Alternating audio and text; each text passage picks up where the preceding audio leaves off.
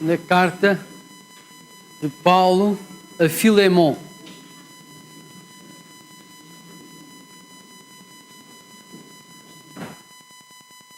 Carta de Paulo a Filemon.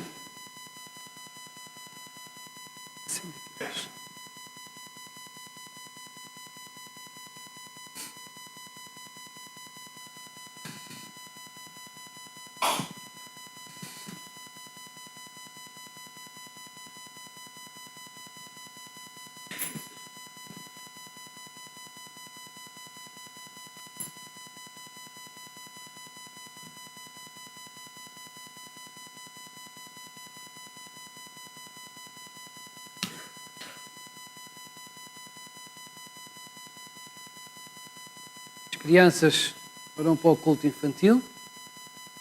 Dizer também que à terça-feira temos reunião de oração às 15 horas. À sexta, às 20. E no sábado, no próximo sábado, teremos encontro de adolescentes às 16 horas e reunião de jovens às 18. Então, para quem não está familiarizado com os nossos horários, estas serão as atividades que nós vamos ter durante a semana. Estava a dizer que há 15 da semana passada estive na Igreja Terceira. Os irmãos também mandam as saudações para todos nós. E estava a dizer que há 15 dias exortei os irmãos a verem quem estava a faltar e a saudar, e a cumprimentar, e a telefonar, nomeadamente até aqueles que estavam doentes. E o que eu sei que os irmãos fizeram isso, e as reações das pessoas que não podiam estar, então foram muito favoráveis. As pessoas gostaram muito dos irmãos que telefonaram a perguntar e a saber e a orar também pelas suas vidas. Então, exorto-os a continuarem a fazer exatamente isso, a cuidarmos uns dos outros. Recebemos um telefonema da irmã Diolinda. Ela foi operada na quinta ou sexta? Quarta, pois, é isso. Quarta-feira, e ela telefonou há pouco a agradecer todo o amor que os irmãos dispensaram. Muitos irmãos visitaram, telefonaram. Ela sentiu muito cuidado de todos vós. Por isso, ela saúda a Igreja e agradece também todo o carinho que tem recebido da parte dos irmãos. Volto a repetir, logo às 4 horas, então vamos dar início ao nosso coral. Irmãos que desejam participar estarão presentes. A irmã Eunice Bento vai ajudar-nos nesse ministério. Posto isto, vamos à palavra do Senhor, mas vamos ficar de pé, vamos orar.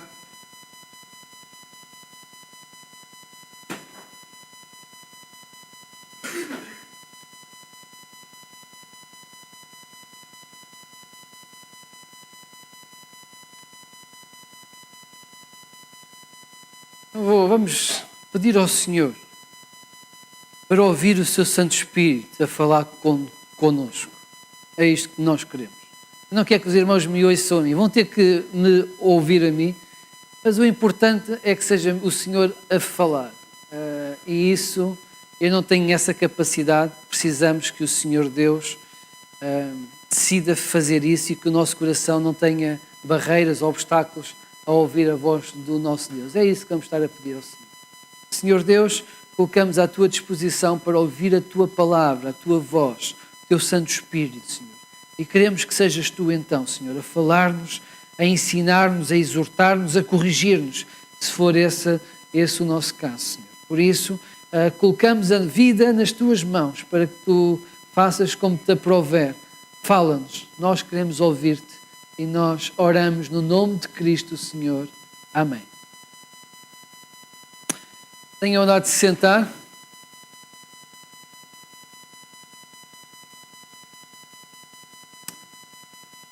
Conhecer Jesus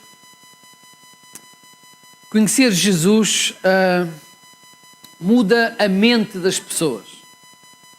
Alguém dizia, o que é que mudou em ti depois de conheceres Cristo? E esse alguém dizia assim, olha, sobretudo a minha maneira de pensar. Jesus transforma vidas. Ninguém é verdadeiramente salvo se não revelar Jesus na sua vida, no seu viver. A presença de Deus na vida de um homem, na vida de uma mulher, vai transformar o caráter, modifica a maneira de pensar, como dissemos, altera os comportamentos, muda as convicções, os desejos, os objetivos de vida. É isso que Deus faz na vida de uma pessoa. A vivência do Evangelho, ser cristão em Jesus Cristo, é a coerência de uma vida prática com a fé que nós dizemos ter. Não adianta dizermos que cremos se depois não vivemos. É o juntar das duas coisas. Uma coisa não pode estar dissociada de outra. É viver os valores do céu em tudo o que fazemos, em todos os lugares onde estamos.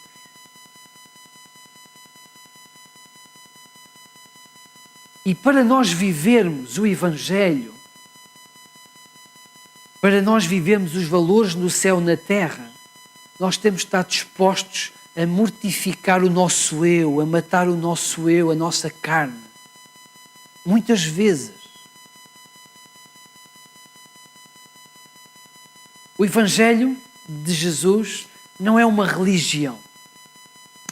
Nós não vamos cumprir atos litúrgicos. Não é exercendo um código de conduta com atos mecânicos ou atos tradicionais ou atos culturais que nós vamos conhecer Deus. O Evangelho vive-se na intimidade com o Senhor. É um relacionamento real. E nesse relacionamento com Deus tem que haver zelo, amor, gratidão ao Senhor da salvação. Porque Jesus só exige o melhor de nós. Jesus exige a oferta maior, exige a entrega maior. Jesus exige a nossa vida por completo, por inteiro. Jesus exige tudo de nós. Então, aqueles que verdadeiramente são salvos em Jesus, aqueles que reconheceram a sua salvação, eles têm desejo em entregar-lhe toda a honra e toda a glória em todos os dias. Nesta carta de Filemão, nós vemos o céu na terra. Nós vemos o céu na vida de homens. Eu gostava de meditar convosco a vida de 3 homens. Paulo, Onésimo e Filemão. Ou Paulo, Filemão e Onésimo. Nós vamos ler e vamos ver como Deus entrou na vida deles e os modificou. E vamos tentar aprender. Esta carta é a única carta pessoal que nós temos na Bíblia. Nós temos cartas a Timóteo, temos cartas a outras pessoas, mas é para falar da igreja. Esta carta é a única que é uma carta pessoal, é dirigida a um homem, a uma família que teve um problema com um escravo. E a carta é tão linda, tão preciosa, que a igreja reconheceu então que esta carta foi para resolver um problema na vida de um homem chamado Filemão, foi inspirada por Deus e foi colocada no cânon de Deus, faz parte das Escrituras. Então nós vamos ler os primeiros versículos. E diz assim: Paulo, prisioneiro de Cristo Jesus. Olha como ele se apresenta. Paulo, prisioneiro de Cristo Jesus, e o irmão Timóteo, ao amado Filemon, também nosso colaborador, e à irmã Áfia, e a Arquipo, o nosso companheiro de lutas. Então dá a entender que Áfia seria mulher de Filemon e possivelmente Arquipo seria o seu filho. Nosso companheiro de lutas, e à igreja que está em tua casa, graça e paz a vós outros, da parte de nosso Pai e do Senhor Jesus Cristo. Dou graças ao meu Deus, lembrando-me sempre de ti nas minhas orações. Estou ciente do teu amor e da fé que tens para com Deus e todos os santos, para que a comunhão da tua fé se torne eficiente no pleno conhecimento de todo o bem que há em nós para com Cristo. Pois, irmão, tive grande alegria e conforto no teu amor, porquanto o coração dos santos tem sido reanimado por teu intermédio. Vamos ficar aqui e já continuamos a carta. Então, o primeiro homem é quem escreve. Eu queria vos falar hoje. É Paulo. E Paulo é o apóstolo. Paulo dispensa apresentações. Possivelmente depois de Jesus, é a pessoa que nós conhecemos mais nas Escrituras. Paulo foi o apóstolo que se tornou cristão, era o perseguidor que se tornou cristão no caminho para Damasco, em que ele tem aquela visão e ouve: Saulo, Saulo, porque me persegues? E ele perseguia a igreja de Cristo. Então, ele passa de perseguidor a perseguido. Ele passa de alguém que odiava a igreja a ser o seu maior embaixador, o maior missionário possivelmente de todos os tempos. Vivendo o Evangelho de tal maneira que ele chega mesmo a dizer aos Gálatas: olha, eu trago no corpo as marcas de Jesus Cristo. E ele, como sabemos, foi perseguido, foi torturado, foi apedrejado, foi preso. Correu o mundo para dizer que o Evangelho é o poder de Deus para a salvação tanto do judeu como do grego. Todas as pessoas são alvo do Evangelho da parte de Deus. Deus entregou o seu Evangelho a judeus e gentios. Então Paulo é este homem que seria um assassino, mas quando recebeu o Senhor Jesus passou a ser uma pessoa amorosa que se sacrificava em prol dos outros, que amava e que honrava o Senhor de uma forma tremenda na sua vida. Este Paulo escreve então a carta a Filemon. E Filemon, este Paulo diz que, vejam no versículo 1, ele diz assim: Paulo, prisioneiro de Cristo Jesus, e o irmão Timóteo. Paulo, prisioneiro de Jesus Cristo. A razão de Paulo estar preso, na sua perspectiva, estava dentro dos propósitos de Deus. Paulo aceitava a sua prisão como os propósitos de Deus. Ele não atribui a prisão dele à perseguição que teve dos judeus, ao mal dos romanos. Ele não atribui a uma artimanha de Satanás, mas ele atribui a sua prisão, aquele momento difícil da sua vida, à vontade de Cristo, o Senhor. Interessante. Possivelmente os judeus tiveram parte nisto, nós sabemos que sim. Possivelmente os romanos que tinham autoridade também eram responsáveis pela sua prisão. E não será difícil de imaginar que o diabo, que Satanás, teve por trás do processo para que Paulo fosse preso. Mas, acima de todas essas circunstâncias, ele sabia que Deus era soberano e estava no controle de tudo. E estava preso em Roma, numa prisão domiciliária, amarrado a quatro soldados da guarda pretoriana romana. Não foi porque os judeus, os romanos ou Satanás quis, mas foi por vontade do Senhor Deus. Então este homem, como me ensinava, ele vivia e sabia que todas as coisas contribuem para o bem daqueles que temem a Deus. É este homem que escreve esta carta. Escreve a Filemão, o segundo homem que eu vos quero falar hoje. E Filemão, possivelmente marido de Áfila e pai de Arquipo, era um homem rico. Era um homem rico. E era um dono de escravos. Um escravo no primeiro século podia valer 500 denários ou chegar mesmo aos 50 mil. Filemão era um cristão ganho pelo ministério de Paulo. Se olharem para o versículo 19 desta carta, vão ler que Paulo diz que ele deve a sua vida a ele mesmo. Vamos ver. Eu, Paulo, de próprio punho o escrevo, eu pagarei, para não te alegar que também tu me deves até a ti mesmo. Ou seja, Paulo era o pai espiritual de Filemão. Filemão, no texto que nós lemos,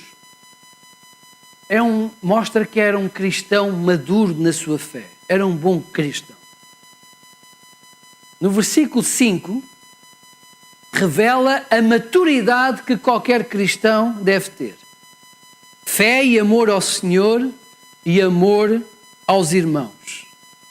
Filemão cria em Deus, amava ao Senhor e amava aos seus irmãos. Sem isto não há maturidade na fé. Sem isto não existe nenhum bom cristão. Uma pessoa que diga que ama a Deus, mas que não ama aos seus irmãos, não percebeu ainda nada disso. A Bíblia até diz que é impossível amar a Deus se não amar aos irmãos. Então, Filemão, ele cria em Deus, amava ao Senhor e a sua fé demonstrava afetividade, amor para com os seus. Mas Filemão era aquele crente era aquela pessoa que nós gostamos de ter à nossa volta. Ele era um edificador. Ele enchia o coração de Paulo pela forma como estava. Aquelas pessoas que estão na igreja e contribuem continuamente para o bem-estar dos outros. Não são aqueles que arranjam os problemas, não. Pelo contrário, um criador de pontes. Diz o texto no versículo 7, se olharem, que ele animava o coração dos cristãos, dos seus santos, dos seus irmãos. Então Filemão era um crente a sério. Ele creu na palavra, ele amava, ele exortava os irmãos a viver a sua fé. Mas a igreja estava reunida em casa dele. Quer dizer que ele, apesar de ser rico, os seus bens não eram o seu ídolo. Os seus bens estavam ao dispor do Evangelho. Ele abria a sua casa para que a igreja, com certeza, seria o homem mais rico da igreja de Colossos, ou um dos mais ricos. A sua casa seria a maior, com mais condições. Mas ele estava disponível para abri-la, para ceder, para que o seu património, para que aquilo que ele tinha, pudesse servir o Evangelho e a igreja de Cristo. Nós vemos a presença de Deus na vida deste homem, sim. Podemos dizer, então, mas ele tinha escravos. Sim, os escravos existiam no Império Romano e era uma coisa normal e aceitável naquele tempo. O trabalho livre era muito inferior ao trabalho escravo. Crê-se que no primeiro século haveria 60 milhões de escravos no Império Romano. Se alguém queria ter trabalho, teria de comprar escravos.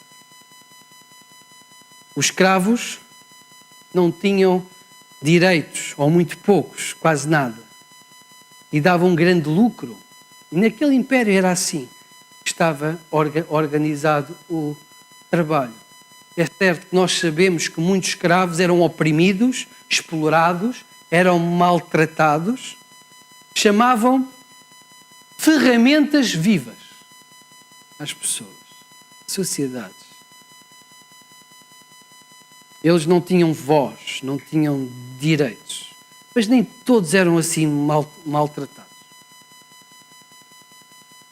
Muitos, na verdade, eram bem tratados e viviam melhor do que algumas pessoas livres.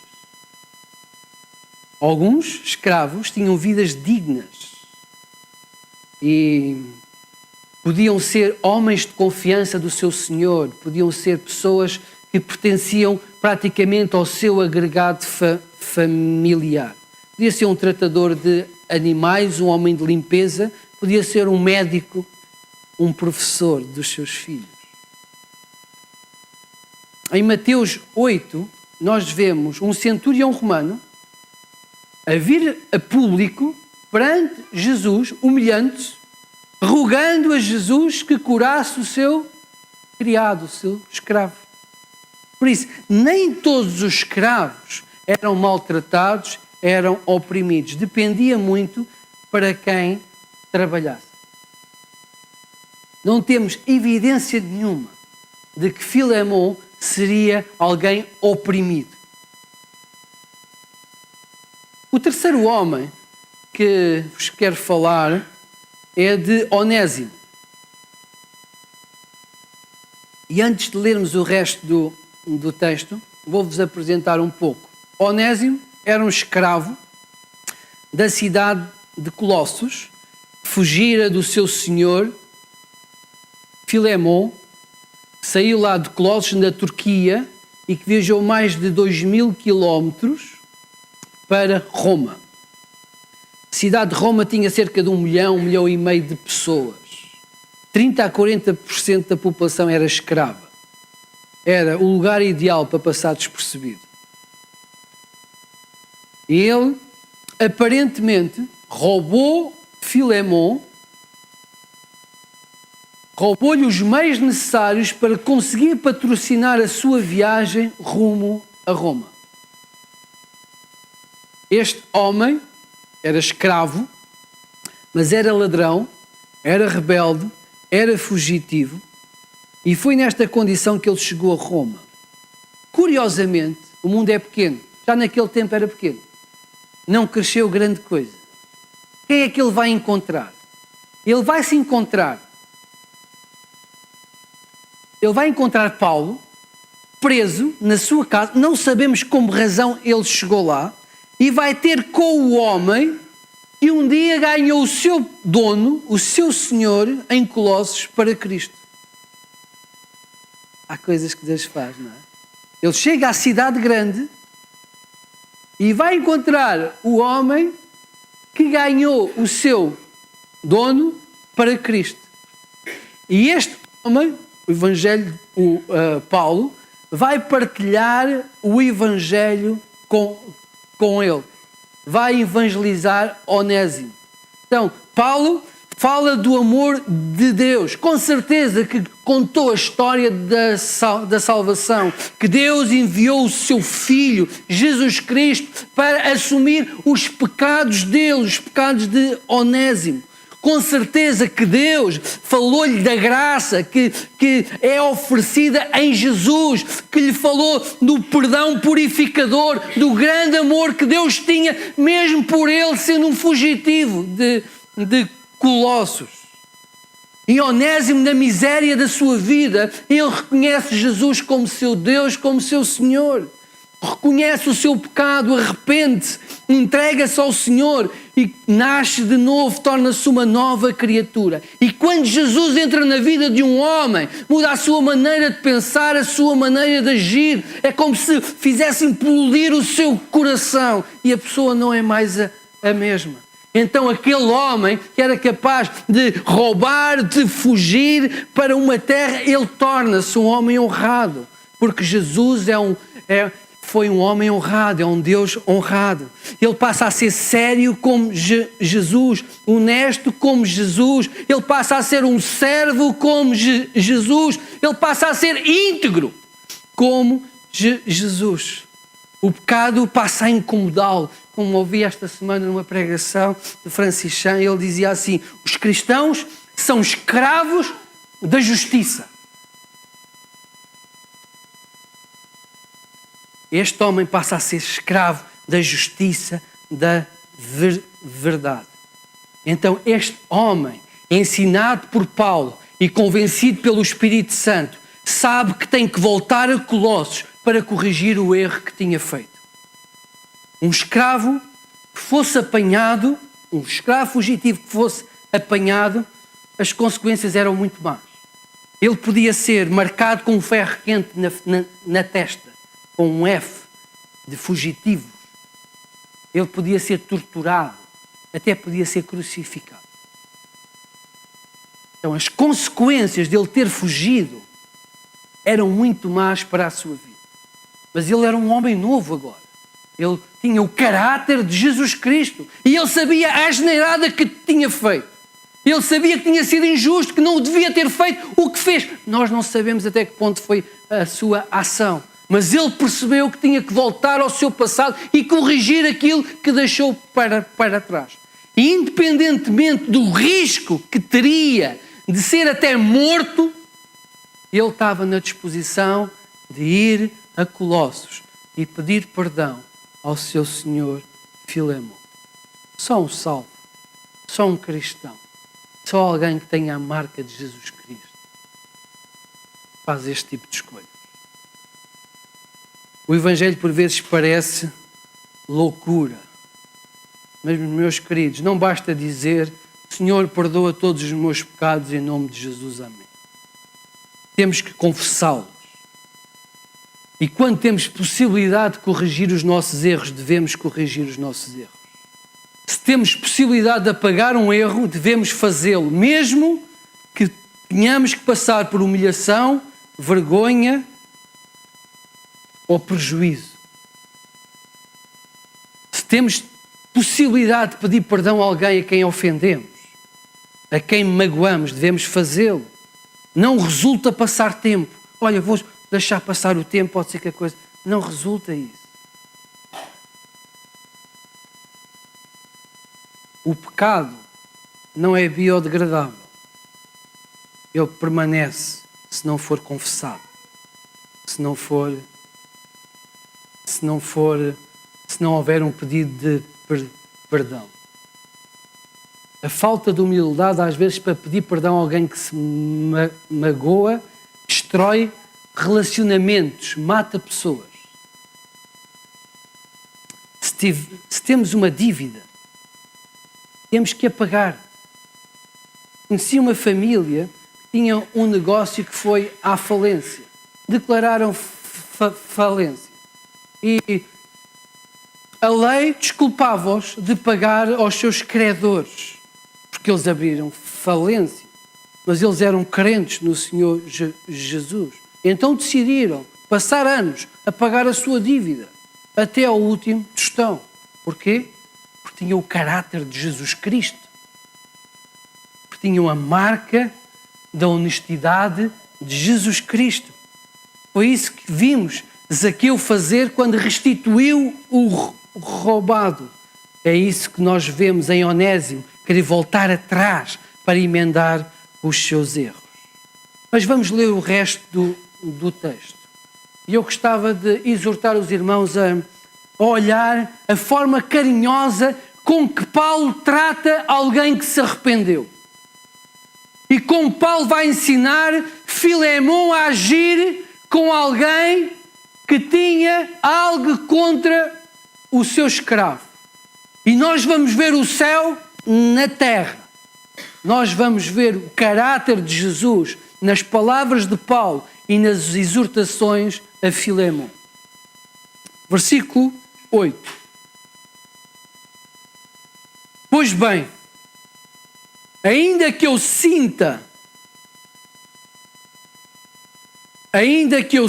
plena liberdade em Cristo para te ordenar o que convém, Paulo era apóstolo, era pai espiritual de Filemão.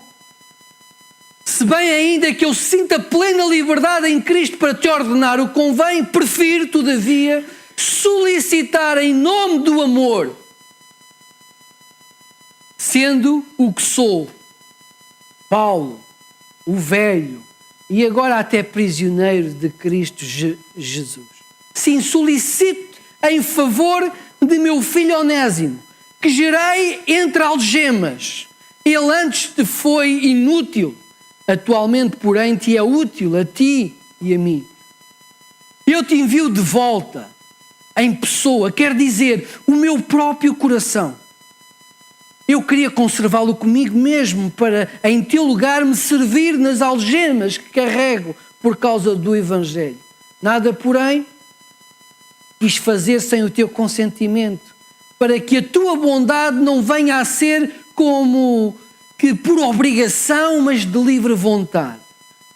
Pois acredito que ele veio a ser afastado de ti temporariamente, a fim de que o recebas para sempre, não como escravo, antes muito acima de escravo, como irmão caríssimo, especialmente de mim, e com maior razão de ti, quer na carne, quer no Senhor. Se, portanto, me consideras companheiro, recebe-o como se fosse a mim mesmo. E se de algum dano te fez, ou se te deve alguma coisa, lança tudo em minha conta. Eu, Paulo, de próprio punho escrevo, eu pagarei. Mas para não te alegar, também tu me deves até a ti mesmo. Sim, irmãos, que eu receba de ti no Senhor este benefício, reanima-me o coração em Cristo. Certo? Como estou da tua obediência, eu te escrevo sabendo que farás mais do que estou pedindo. E ao mesmo tempo, prepara-me também pousada, pois espero que as vossas orações, fé de Paulo, vos serei restituído. Saúdam-te Epáfras. Epáfras era o pastor, foi o pastor fundador da igreja de Colossos, também estava preso. Saúdam-te Epáfras, prisioneiro comigo, em Cristo Jesus. Marcos, Aristarco e Demas e Lucas, meus cooperadores. A graça do Senhor Jesus Cristo seja com o vosso espírito. Os escravos não eram considerados pessoas. Eram chamados, como disse há pouco, ferramentas humanas. Os fugitivos, os escravos fugitivos, eram vistos como dignos de morte.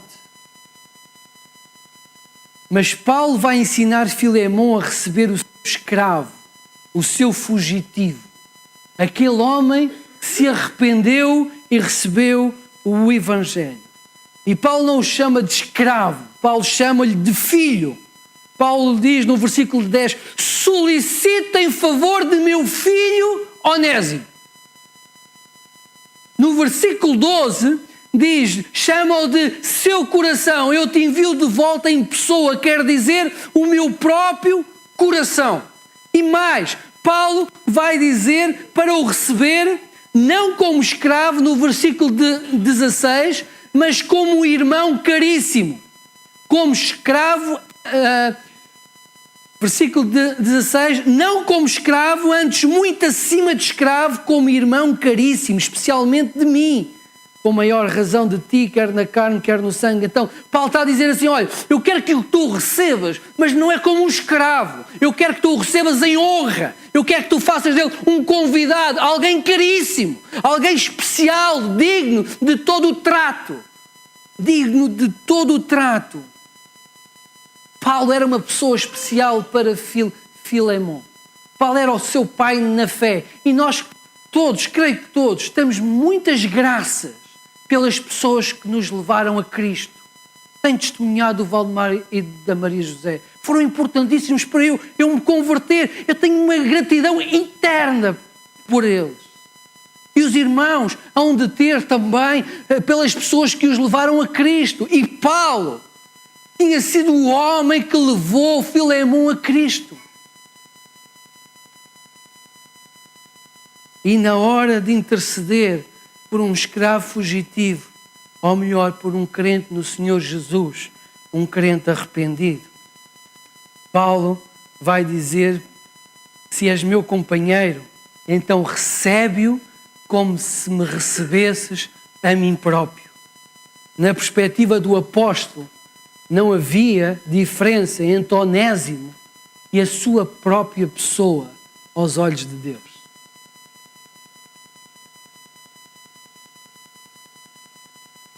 O Evangelho parece loucura, não é? É uma loucura de amor. Os irmãos lembram-se da parábola do filho pródigo. Um rapaz, a determinada altura da sua vida, disse para o pai: olha, dá-me os bens que me cabem. Não lhe cabia nada, porque a herança recebe-se depois da morte. Olha, dá-me os bens que me cabem para eu ir à minha vida. E o pai, amorosamente, lhe dá os bens e ele caminha rumo à devassidão. E diz o texto que ele gasta tudo devassamente. Ele gasta a sua vida, gasta os recursos do seu pai, rodeia-se de pessoas, mas na hora da verdade essas pessoas deixam-no quando ele já não tem dinheiro e ele encontra-se a determinada altura da sua vida a comer a comida ou a desejar comer a comida dos porcos. E naquele fundo do poço, aquele homem pensa: então, mas os empregados do meu pai são muito mais dignos do que eu. Então ele pensa: vou voltar para trás e vou pedir perdão ao meu pai. Pode ser que ele me arranje lá um lugarzinho de servo. Ele não podia mais. Mas quando aquele pai o vê chegar lá ao longe e estava à espera dele, o pai fica tão contente, dá-lhe roupas, coloca-lhe um anel no dedo, mata um novilho, faz uma festa, porque um filho voltou para cá. Este é o amor de Deus para com todos nós. Era isto que Paulo estava a pedir a Filemón que fizesse para com o seu irmão na fé. Sabem, meus queridos, todos nós temos o nosso lado de Onésimo. Todos nós temos a nossa parte de Onésimo.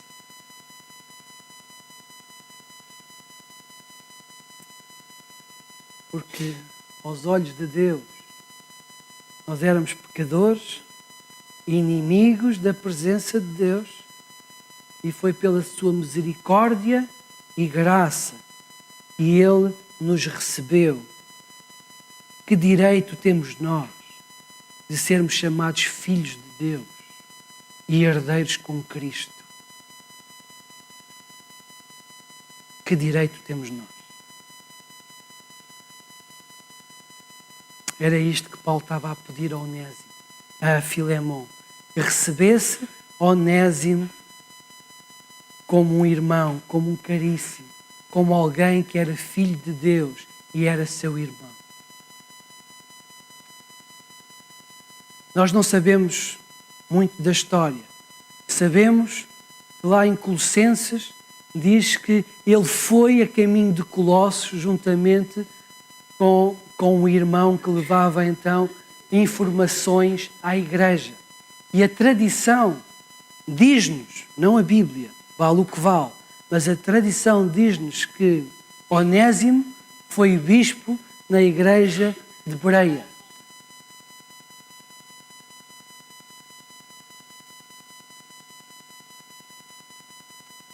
Eu gostava de concluir fazendo algumas exortações aos irmãos.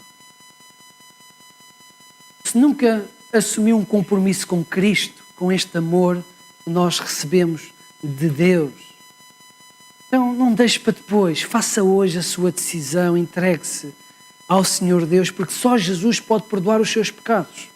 Só Jesus pode dar-lhe a vida eterna. Em mais nenhum há vida eterna, em mais nenhum há perdão a não ser em Jesus Cristo. Porque Ele deu a sua vida na cruz do Calvário por si e por mim. Então, se ainda não entregou a sua vida ao Senhor, faça-o hoje. Peça ajuda a alguém, mas entregue a sua vida. Não interessa se foi católica a vida toda ou se foi evangélica a vida toda. Se percebeu que precisa de se encontrar com Jesus e que Jesus não faz parte da sua vida, é hoje o dia. Amanhã é tarde demais. Nós não sabemos o que é que vai acontecer amanhã. Nós respondemos no presente. Mas se o irmão já é um cristão de alguns anos, sabe, foi agraciado com a salvação, tem que viver em igreja, porque a única forma de vivermos o cristianismo é a igreja. Faça como Filemón, seja um animador dos irmãos, alguém que exorta os outros à fé, alguém que dispõe de si e até dos seus recursos para abençoar a comunidade, para abençoar o povo de Deus. Seja cooperante, abençoador, grato, reconhecido e produtivo no reino de Deus. Tudo o que é, tudo o que sabe, tudo o que pode fazer, entrega ao Senhor. Não há vida mais esplendorosa do que quando nós estamos envolvidos com a obra de Deus. Não basta dizer que queremos, isso é muito pouco. É preciso viver fé, amor ao Senhor e amor aos irmãos. E dar o que somos, o que temos e o que sabemos fazer para a honra e glória do nosso Deus. Às vezes dá trabalho isto, às vezes é cansativo, às vezes chegamos ao final do dia e pensamos, mas porquê é que eu me estou a desgastar? Mas nada é comparável à salvação que nós recebemos do nosso Deus. E nada é comparável àquilo que Jesus fez por nós. Esta é a realidade. Mas eu quero exortar também aqueles que sofreram com o mal de alguém. Alguém que sofreu uma injustiça, que foi magoado, que foi roubado, que foi traído, que foi envergonhado por alguém que ainda guarda no seu coração uma dor, um ressentimento, uma mágoa. E com razão, para decidir hoje perdoar essa pessoa. Cortar com o passado. O passado nós não conseguimos influenciar, mas conseguimos influenciar o presente e o futuro. Decida perdoar.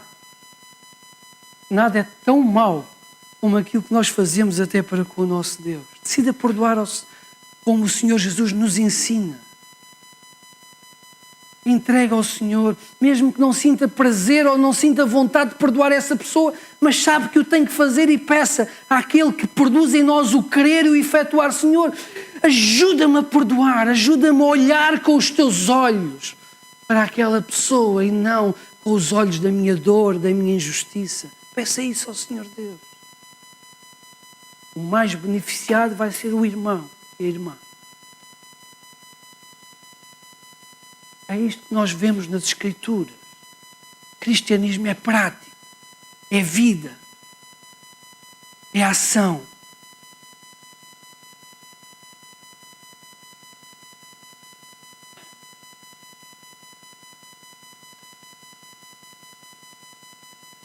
Meus queridos, quando eu olho para este texto, vejo a sabedoria de Paulo, o amor de Paulo. Paulo assumiu as despesas de um escravo,